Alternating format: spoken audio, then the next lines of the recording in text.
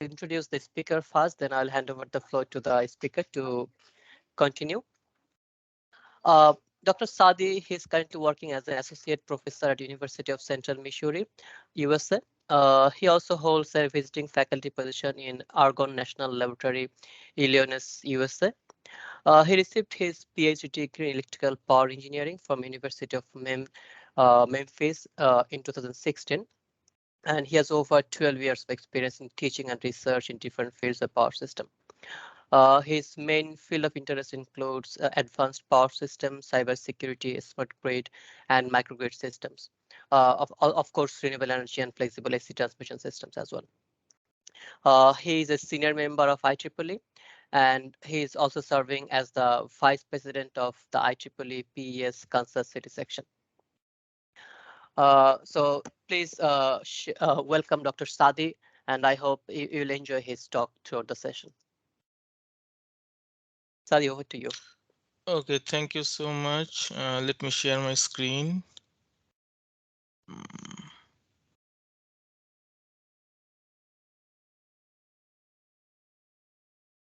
Can you see my screen? Yes. Okay, let me. Is it good? Yes. So while Dr. Sadi is arranging his things, just let you guys know that he's in his side, the time is 5 a.m. in the morning. So I really like to thank him for, giving us the opportunity to in his odd times. Thank you very much. No, that's fine. Thank you so much for the introduction. Um, so I'll have 30 minutes, or how many times I will have to present today? 40 Uh, minutes? I think 45 minutes is fine. Then we will have 15 minutes question and answer session. Okay.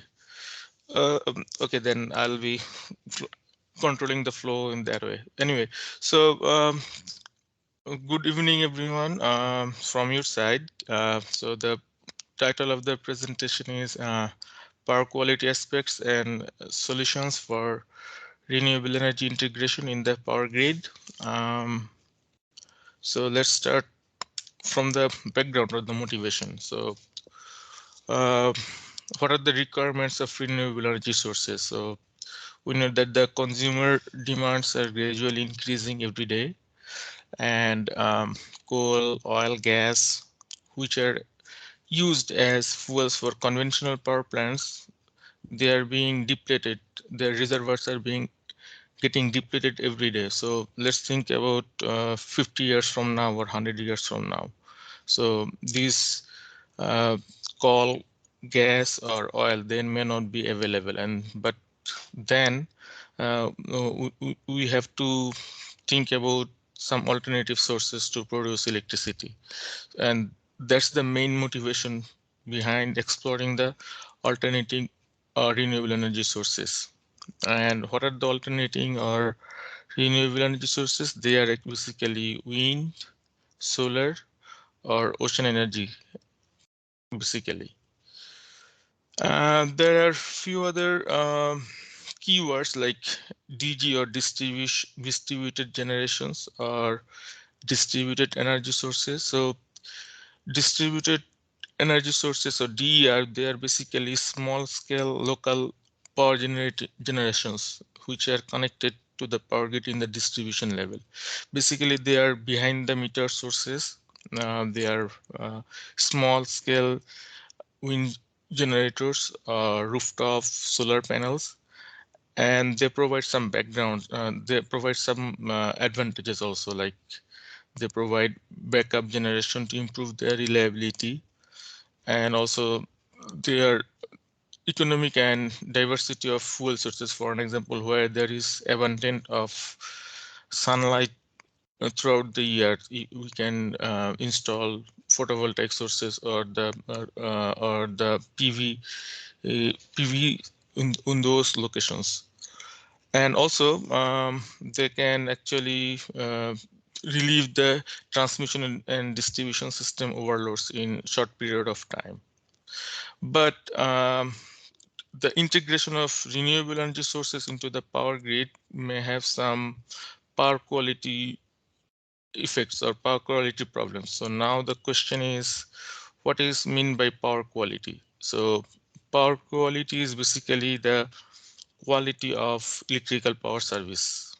So in any distribution system, there are basically mainly three entities. So one of them is utility, the manufacturers or the equipment supplier, and the consumers. And the power quality definition actually changes depending on each of the entity's perspective.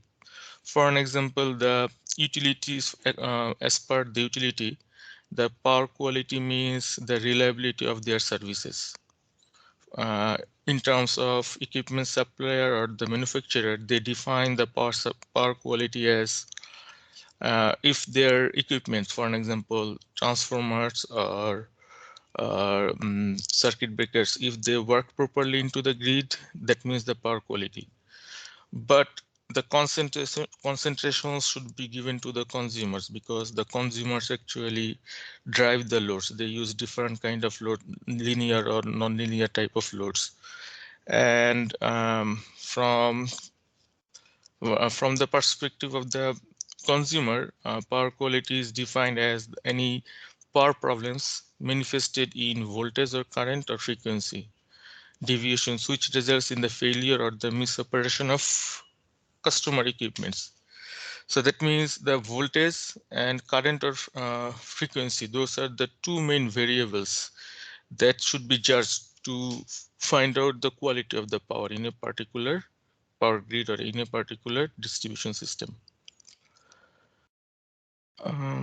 Okay, so so what are the issues affected by the DG if we are going to integrate any distributed generator into the power grid? What are the things we should be considered or we should pay attention? So I have highlighted here 4 regions marked in blue color here. So first one is sustained interruptions, voltage regulations, harmonics, and voltage sags.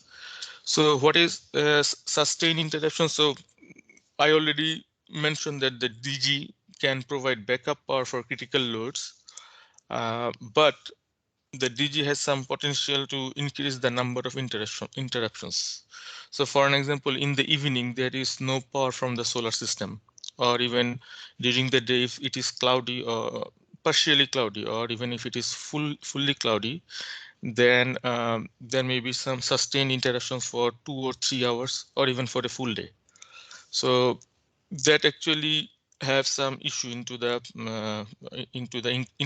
integrated or added power into the grid. And also there is issues about voltage regulation. So we know that voltage regulations is the according to the definition, it is the uh, subtraction between no load voltage and full load voltage taken as a percentage of full load voltage. So there should be some limit on how much DC can contribute into the distribution feeder. There are harmonic effects. So harmonic basically is if we are going to integrate renewable energy sources, mainly the wind energy sources or even the PV photovoltaic system. So they need some kind of power electronics control. And if we are going to use any power electronic drives or power electronic controls, then it will create some kind of harmonics. Harmonics means the frequency should not be the 60 hertz or 50 hertz. It should be a much higher than the 50 hertz or the 60 hertz, and that will have some kind of heating effect into the grid. That will have some reactive power loss, and that should have to be handled properly. Sir, may I ask a question? Hello? Yes? Hello, sir. Yes? Sir, good morning. So my question is that regarding sustained interruptions, you said that if in between if there is cloud cover or something like that, then Mm-hmm. it may cause interruption to the performance of the DG. Sir, I did not quite get that. DG is the diesel generator operation. It's not working No, on renewable energy. So how did the will the interruption happen? so DG is the distributed generator, the renewable energy sources, like PV or wind generator. So this is not the diesel generator. Okay, okay, sorry, sir. Got it. Okay. Thank you, sir. Okay. So so then other point is the voltage sag. So voltage sag actually means if the grid is operating in normal condition, if there is some wind generator or any other distributed generators, and if there is going to be any kind of fault, or even if there is going to be any kind of malfunction into the grid, then the terminal voltage of those distributed generators may get down. So it should not be 1 per unit. It may get much lower than that. It may go until zero 0.3 or 0.2 per unit. So these are the 4 main issues that may happen, and as part of the power quality issues into the power grid when the distributed generators are integrated. So now I'll be giving some background about 2 distributed generator sources from the dynamics of their operations, and then I'll be discussing what are the effects of the power quality when they are integrated into the power grid and how we can solve that particular problem. So we know that wind energy is a free renewable source, and no matter how much is used today, as long as uh, the earth persists, there will be wind energy.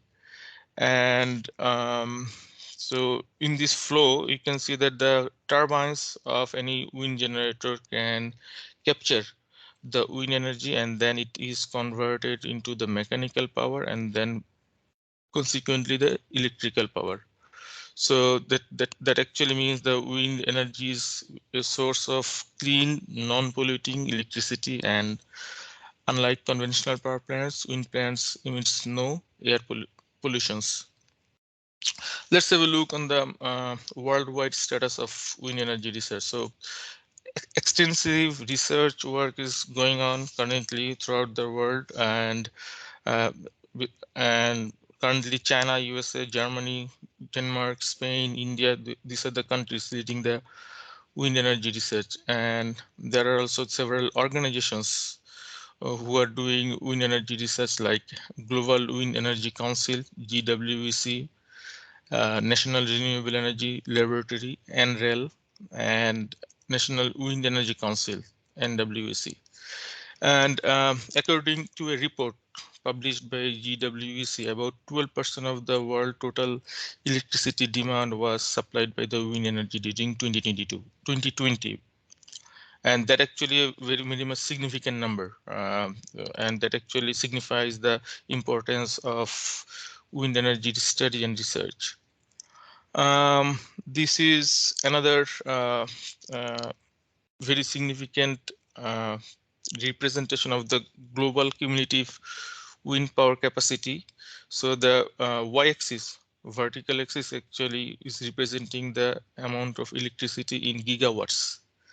So from 2001 to 2020, so you can see that the number of total gigawatt power produced by the wind generators or wind power plants throughout the world is getting increased.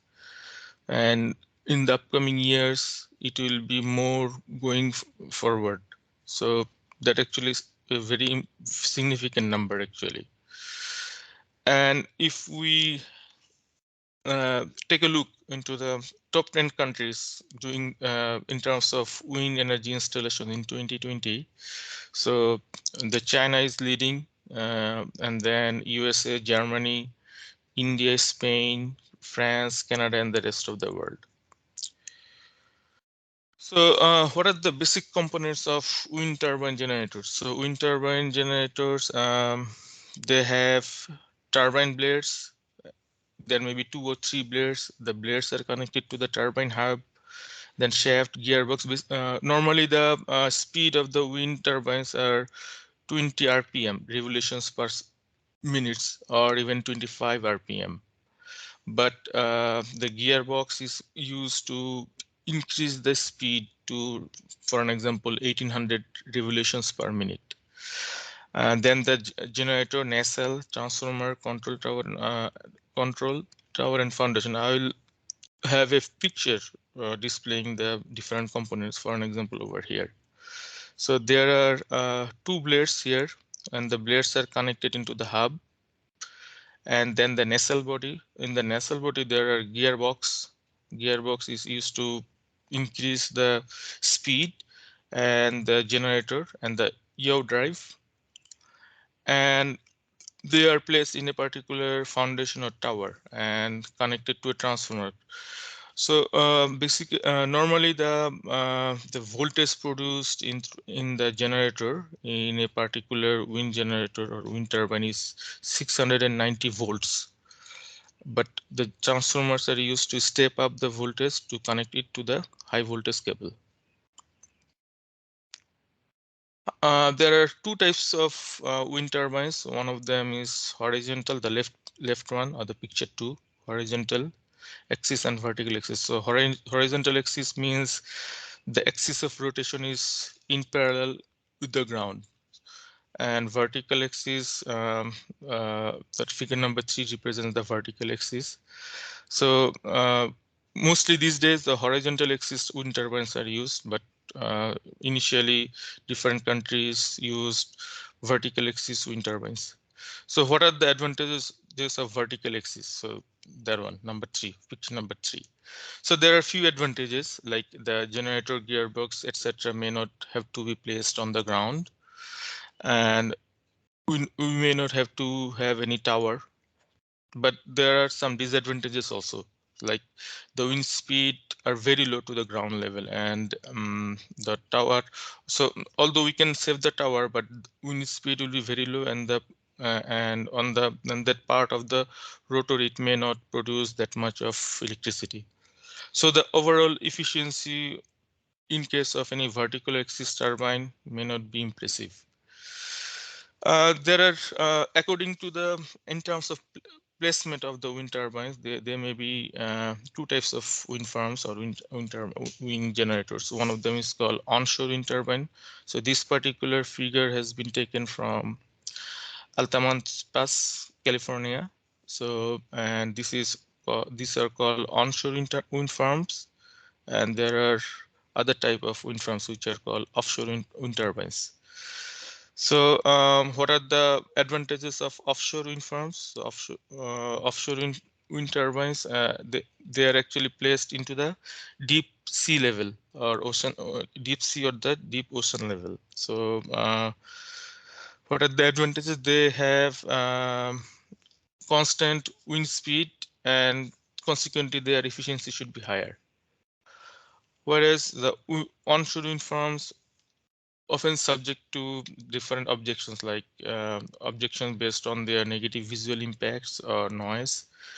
There may be some restrictions associated with the obstructions, like buildings or mountains, etc. And there may be some land use disputes.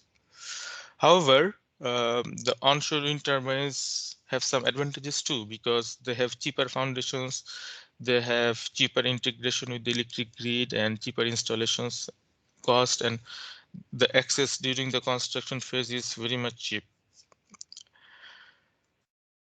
So now the wind generators, the construction of the wind generators, we know that the conventional generators are basically the synchronous machines, but the wind generators are mostly the induction generators. There are two types of induction generators used to manufacture the wind generators. One of them is conventional, and another one is doubly fed induction generator. So conventional means the stator of the wind generator is connected with the electric power grid, and doubly fed means both the stator and the rotor are connected to the electric grid with the help of some power electronic converters. Let's have a look into that particular divisions. So one of them is called fixed speed wind generator, another one is called variable speed wind generator. So fixed speed, for an example, figure number 6, this is an example of fixed speed wind generator. So this induction generator is basically a squirrel case induction generator. So so there are two circles over here. One of them is the outer one is representing the stator, and the inner one is actually representing the rotor. So you can see over here that the stator is directly connected to the grid with the help of some kind of capacitor or capacitor banks. So, that means the fixed speed wind generators are directly connected to the grid. So they always exhibit almost constant speed, but they actually faces a lot of stress because they are directly connected to the grid. And to compensate, so that as they are connected directly to the grid, they draw some reactive power from the grid. So that's why the capacitors are connected in parallel over here to compensate for the reactive power. So so fixed speed, that doesn't mean the wind speed is fixed. Fixed speed wind generator means that the speed of the wind is actually variable, but using the mechanism over here, the speed of the rotation of the turbines are kept in fixed rotation or fixed number of RPM. That's why the term is fixed speed wind generator. And there is another one which is called variable speed wind generator. So variable speed wind generator, they are connected to the grid using some power electronic devices, and both the stator and the rotor are connected to the grid. Let's have a look into a picture over here. Figure number 8. So this is an example or figure of a variable speed wind turbine. So here, this is a double-fed induction generator, the rotor and stator. So the stator is connected to the grid directly, and the rotor is also connected to the grid via a AC/DC and DC/AC conversion. So conversion or power electronic drives. So here the rotor is connected to the grid via a AC/DC converter and DC/AC inverter. So the rotor over here, they can actually adapt to the variable nature of the speed, and then they can control their generation. So that's why the generators over here, they don't get that much stress as compared with the fixed speed wind generator. There are a few other representation of variable speed wind generator here. The figure number 1A. This is actually representing a wind rotor type of generator. So here the wind generator over here, the induction generator, this is adaptive to the variable nature of the wind speed, but it is connected to the grid using AC/DC and DC/AC converter and inverter. So, and then there are two more figures over here. These are basic number B and number C. They actually are synchronous generator type of wind generator. So here there is a feedback connected, AC/DC feedback for both of them, number B and C. This is because the synchronous generators, they need some excitation for their field. So that excitation is provided by these feedback connections. And the number D, although this is actually a synchronous generator type, but this is a permanent magnet synchronous generator. So here there is no feedback because the permanent magnet and that particular generator can produce its own field to produce to excite the field. So basically number D, that particular figure, which is permanent magnet type of wind generator, and the previous one I have shown here, number 8, double-fed induction generator. These are the two popular type of construction for the wind generators. And I will give a little hints about the photovoltaic system. So we know how photovoltaic systems work. They produce DC voltage, and that DC voltage has been converted using the power electronic inverter to AC and then connected to the power grid.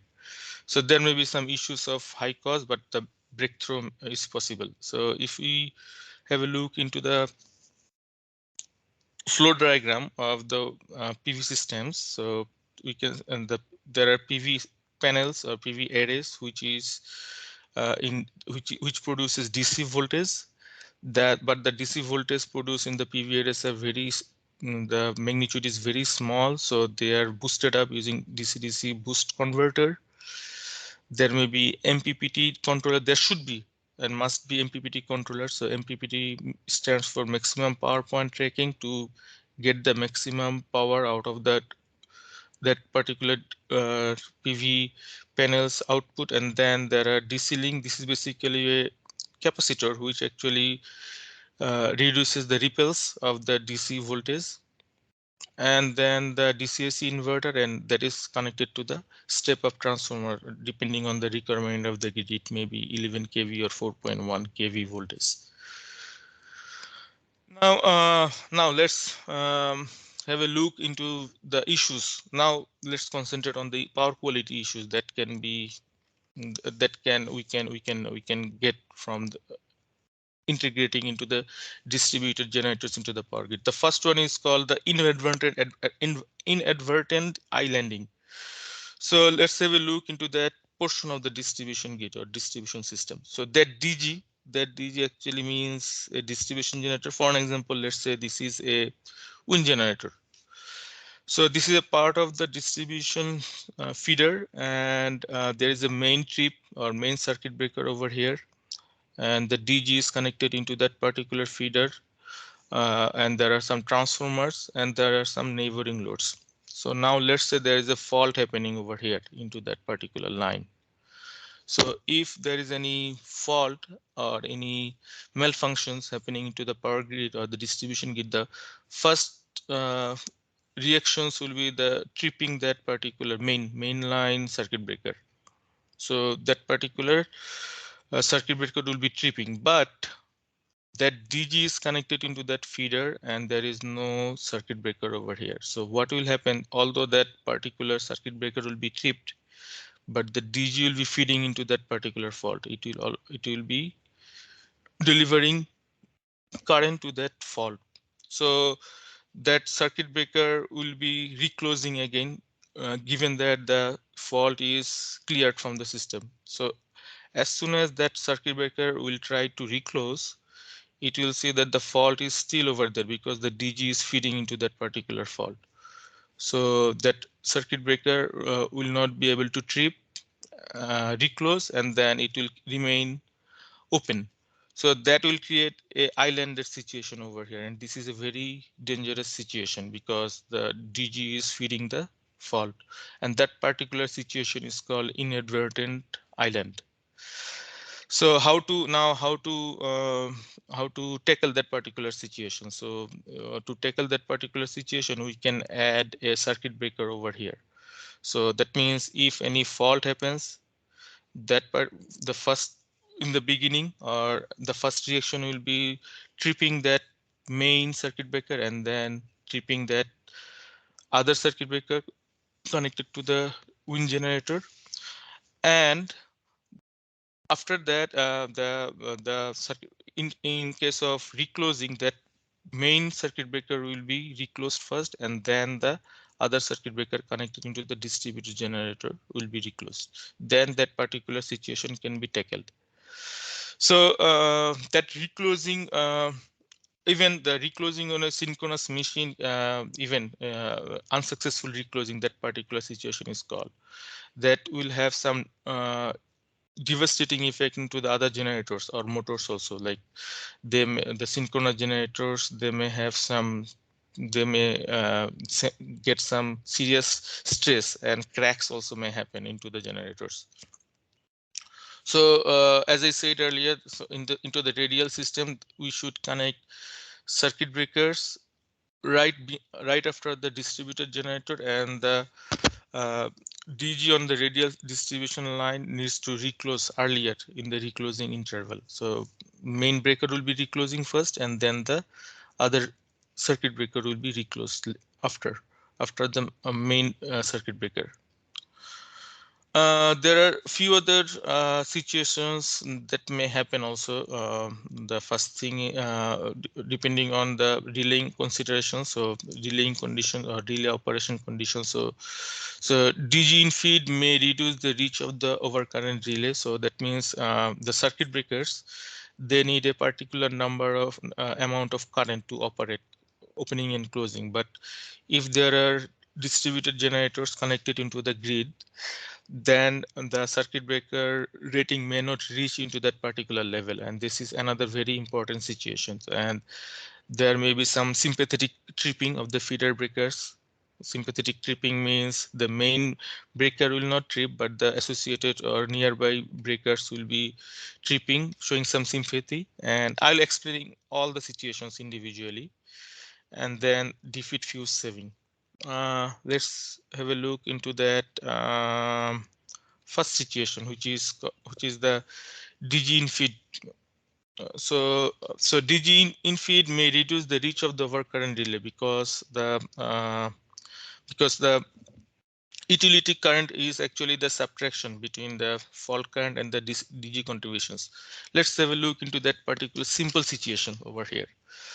So I considered a system over here. So the source over here, which is 1 per unit, the voltage of the source, and it's actually the utility.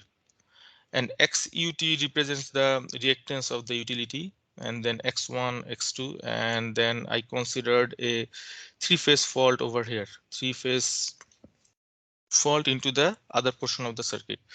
And the distributed generator DG is not connected, it is disconnected from the grid. So this is a very simple situation, series circuit actually.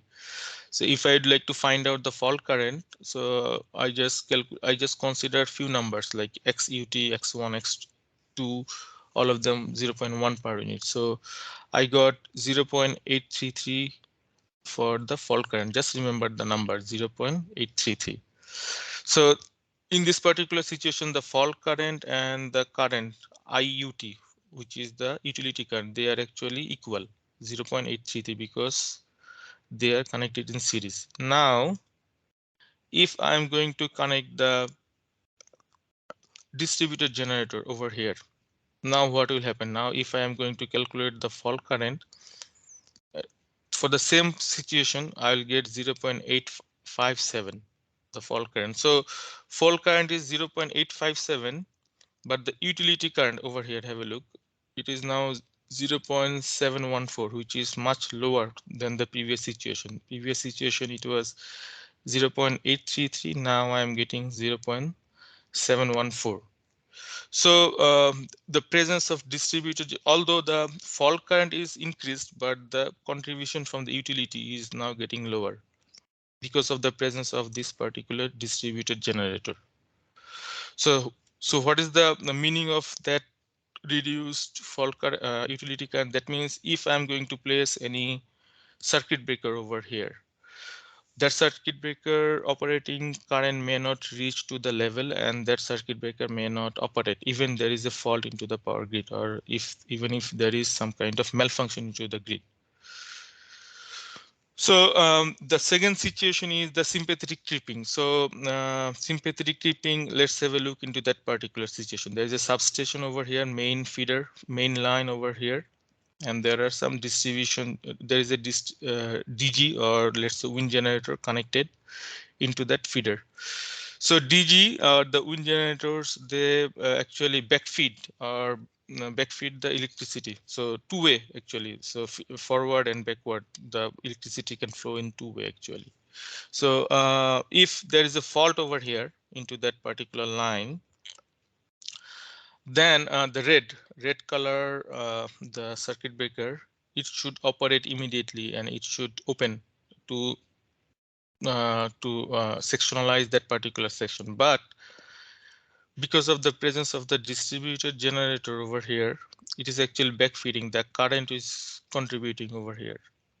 It is coming into that particular direction. So in that situation, that the operating current limit for this particular circuit breaker may not reach into that particular level, and that then the circuit breaker may not trip. It may remain connected into the power grid.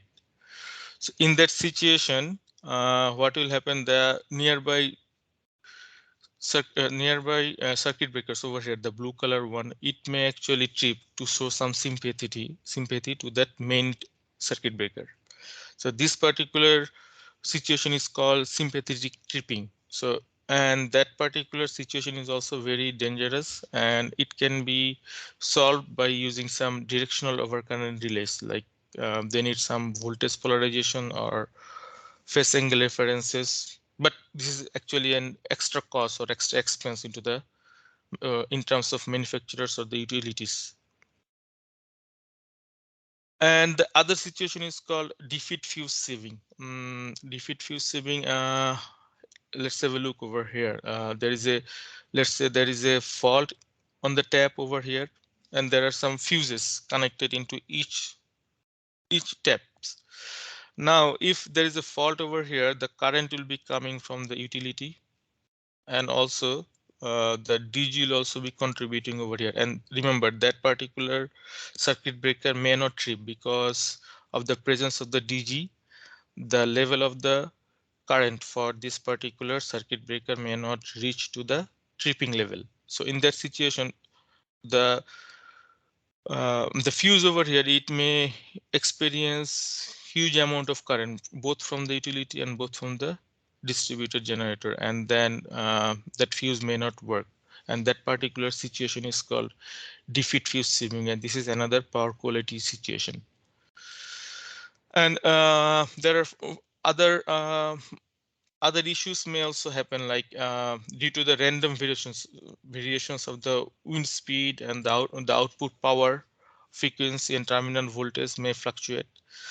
And so that means the power quality of the wind generator may deteriorate, but the consumers, they need some consistent voltage and frequency.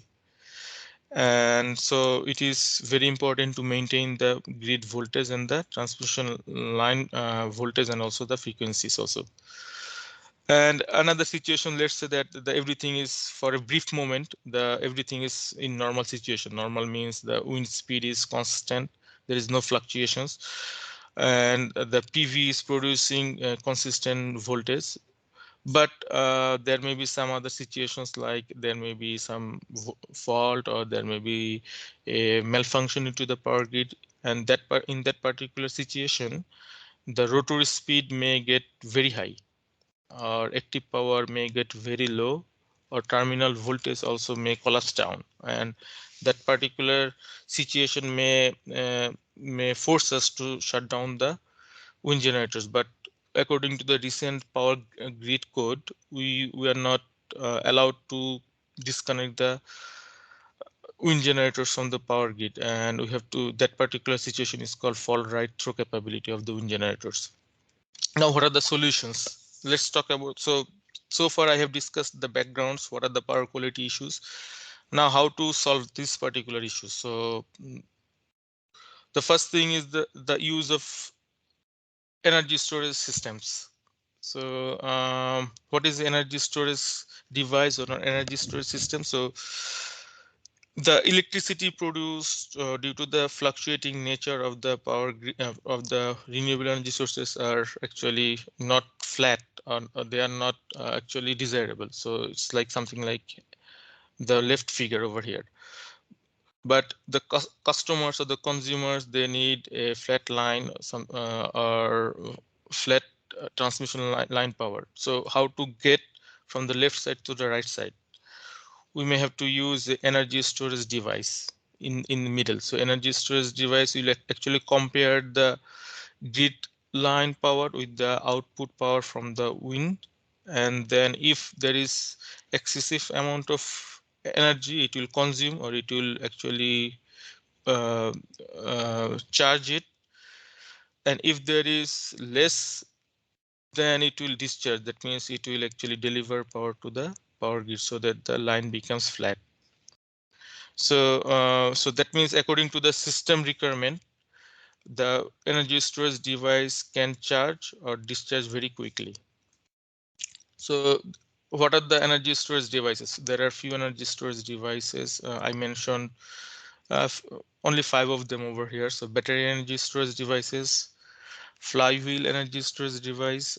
There are pumped hydro energy storage devices, superconducting magnetic energy storage, so SMES, and then ultra capacitor energy storage devices. So they will actually improve the power quality, but they can also improve the power oscillation damping. They can also improve dynamic voltage stability, short-term spinning reserve, and load leveling also. So among the 5 of them, I'll be putting some emphasis into the SMES, superconducting magnetic energy storage device. So this is the structure of the superconducting magnetic energy storage device. So you can see over here, this is actually a coil over here, and the current flowing into the coil is DC. DC current is flowing, and it is actually storing the energy in terms of a magnetic field.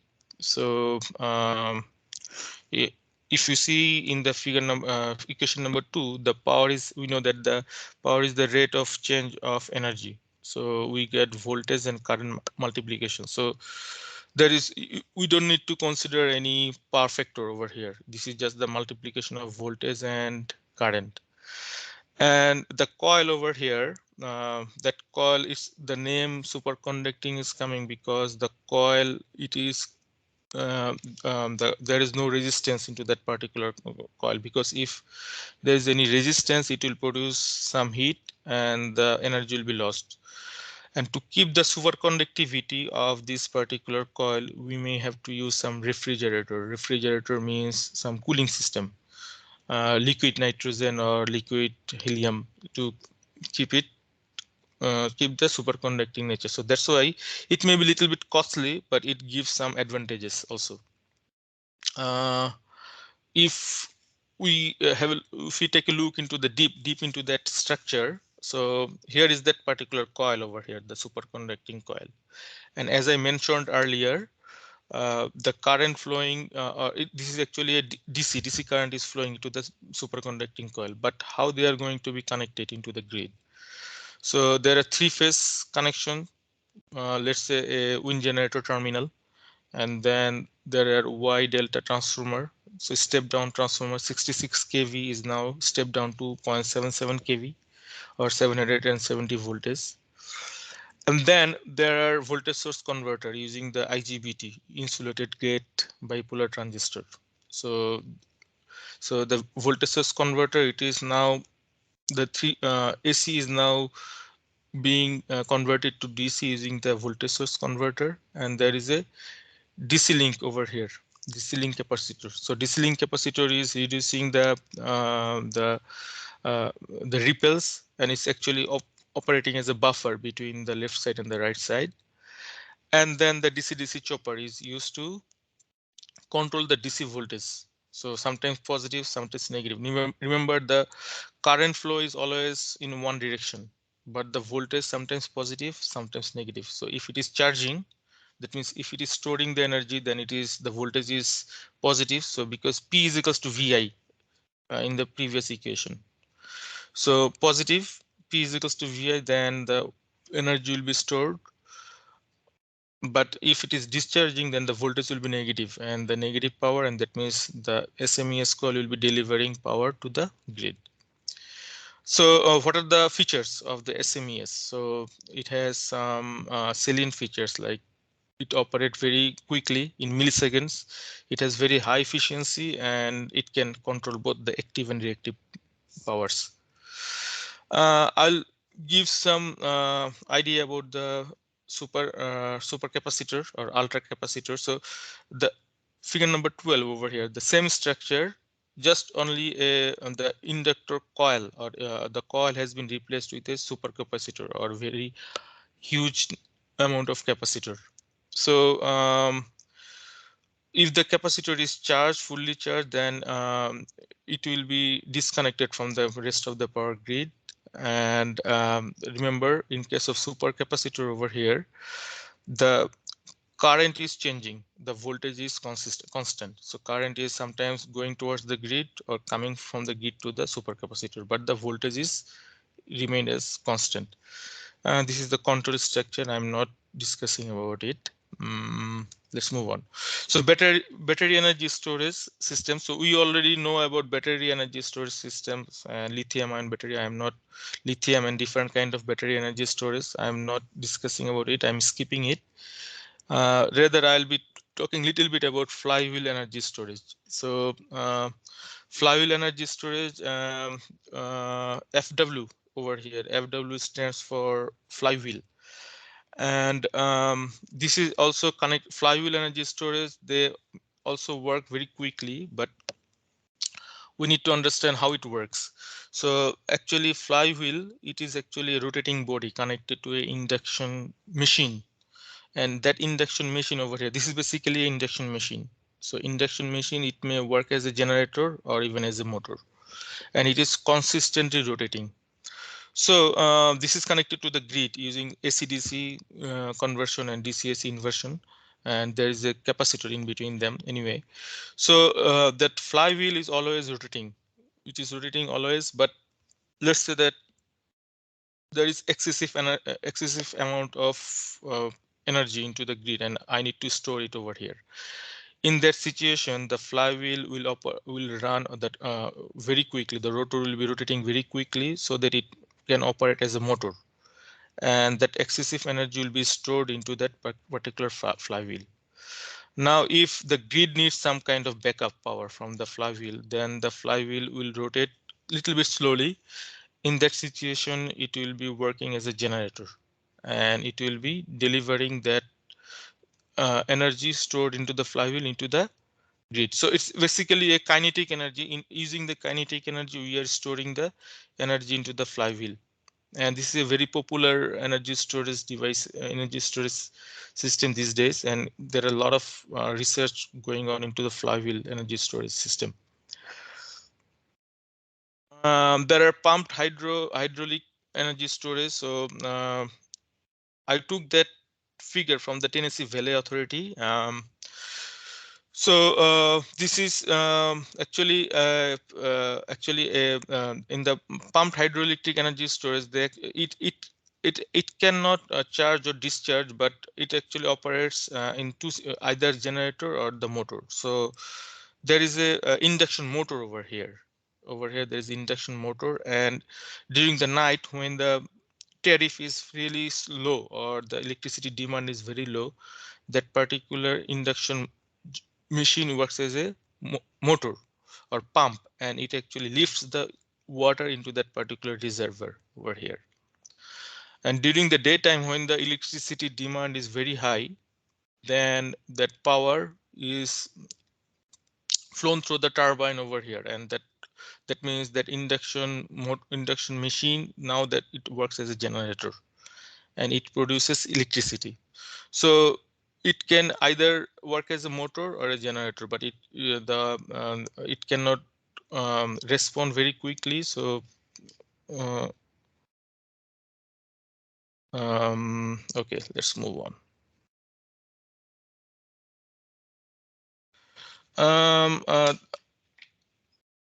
The hybrid energy storage system. So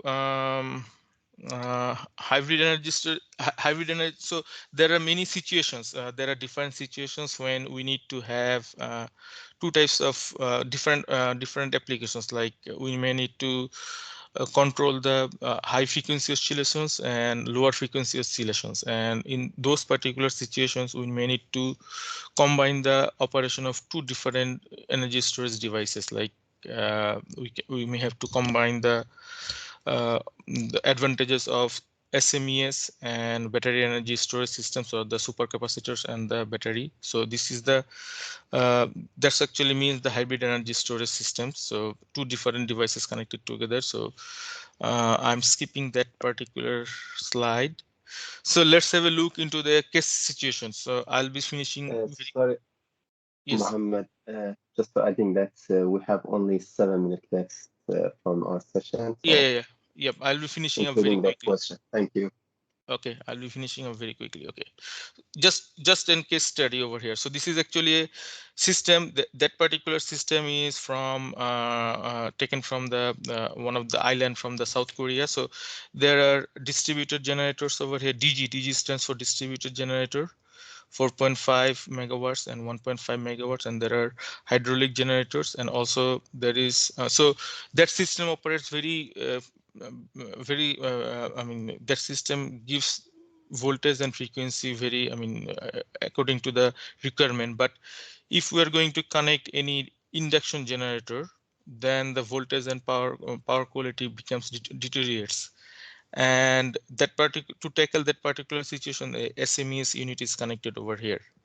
So let's have a look into the figures over here. So so variable in speed. So figure number 19, the top one, you can see that the active power, they are actually varying over here, and also the frequency, the black color is with the wind generator is actually varying without any SMES. Now if I'm going to connect any SMES unit, so in that situation you can see that the flat lines over here, active power is as desirable, and the green line over here, it is giving us the wind generators output, and also the frequency, 60 hertz frequency. We are getting almost consistent 60 hertz frequency. Now the second thing is the what will be the capacity of the SMES. So SMES, we can use different energy ratings of SMES. So I tried we tried to check the optimal value of the SMES values, and we have seen that the higher the SMES values or the SMES energy value, and that will give you the better performance. These are the findings. I'm skipping it, the rest of the things. So I'll stop it over here because we have time limitations. So I'm open for any questions. Thank you for the presentation. Do you have any questions for Sadi? Sir, I have a question. Yes. Regarding the reliability of the power system, so which is the most reliable way to measure the reliability? I mean, there are different metrics to measure the reliability of the power system. Which is the most reliable metric? So actually, I'm getting some background noise. I'm not able to hear it properly. Can you ask me the question again, or anyone else can help me understanding the question? I think yeah, I didn't understand as well. What I'm asking is, there are different metrics to measure the reliability of any power system. So which is the most reliable metric?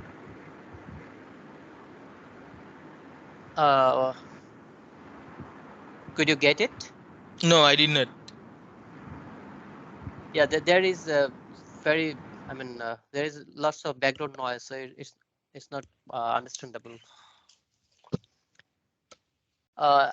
If I could understand properly, like I think you're asking about the reliability metrics, which is a better reliability metrics to measure the reliability of the power system. Is it? Yes, sir. Yes, sir. Yes, sir. Reliability metrics in terms of measuring the power quality or something like that, he's asking. Yeah, I think so. Yes, sir. Okay, so so power quality you have to judge by I mean, looking into the voltage terminal voltage values, like if it is not getting out of the limit, like 0.9 per unit in terms of voltage sags, so it should be considered as within the limit. And similarly for the frequency, so frequency should not go beyond 0.02 per unit range. So that will be the actually the limitations for determining the power quality issues. Is that answer your question? Yes, sir. Thank you for the answer, sir. But there are some other metrics as well, like loss of load expected, loss of energy expected from the distribution side. I mean, from the consumer side, expected energy not supplied. Regarding, I was asking regarding this.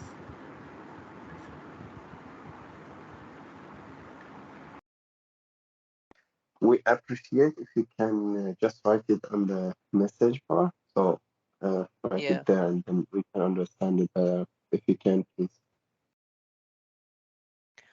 While he's writing the question, probably I can ask. I have one question. Yep. You have talked about several energy storage systems. Mm-hmm. I can raise a practical point. I mean, just seek your opinion. For small systems like few houses, let's say Mm-hmm. less than 100 kilowatt system, what energy storage system do you think would be a good option to support PV, just to support the PV fluctuation Okay. when battery is not the solution? I mean, for harsh environment, probably battery is not the good solution there. So what could be the second option as energy storage to support the PV? I'm not talking about energy shifting, rather supporting the grid in terms of PV fluctuation. Okay. So if there is no battery energy storage, right? Yes. So I think that's a very good question actually. So I don't see any other support rather than the battery energy storage, because the SMEs or even the flywheels, they are very costly actually for only few kilowatts of energy, which is connected in the rooftop energy system. So uh, in that situations, we have to actually look into that issue, like how much fluctuations are getting from this PV systems. So if the fluctuations are affecting the distributions feeder voltage, then we must have to use some kind of energy storage devices, like small scale battery energy storage devices. But if the fluctuations are not that much hampering the grid, then we may actually, for several kilowatts, we may disregard it. But other than battery energy storage systems, I don't see any other options. What about the supercapacitors? We can connect the supercapacitors, but I'll show you something over here. So we can use the supercapacitors, but there are a few issues like the power electronic interface between them, and that may produce some kind of harmonics. So harmonics means the frequency will not be 60 hertz or even 50 hertz. It will be little bit different. So that will actually create few other complicated situations into the grid actually.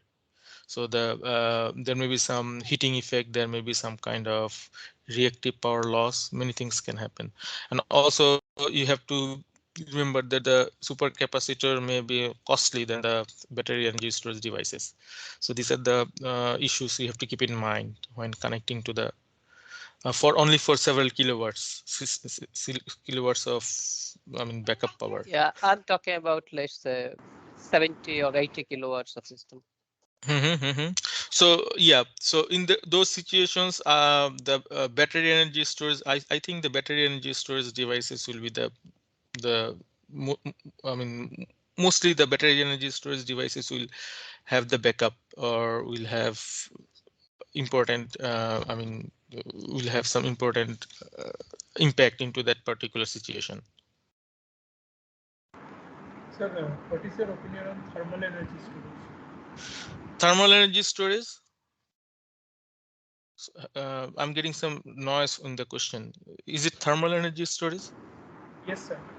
Yeah, so thermal energy storage is also thermal energy storage can be used, but remember the thermal energy storage, they have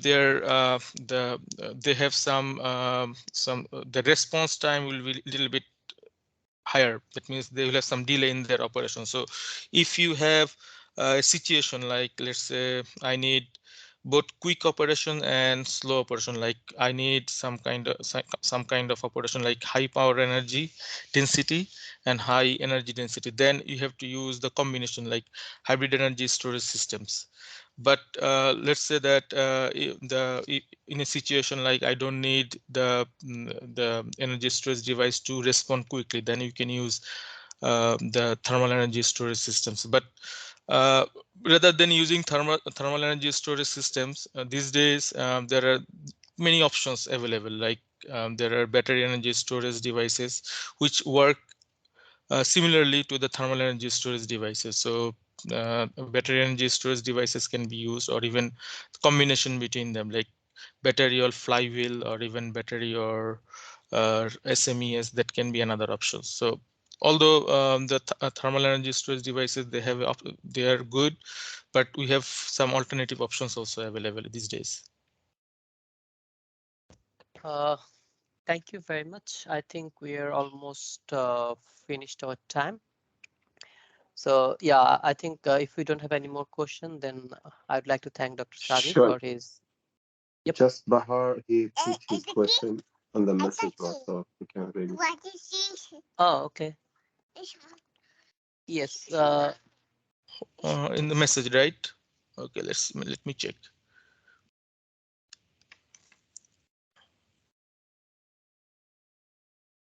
So okay, there are various indexes like expected energy not supplied, loss of load expected, loss of energy expected, which okay, so this is basically based on the reliability question. So the reliability indexes, these are for power quality measurement. These reliability indexes may not have that much impact actually.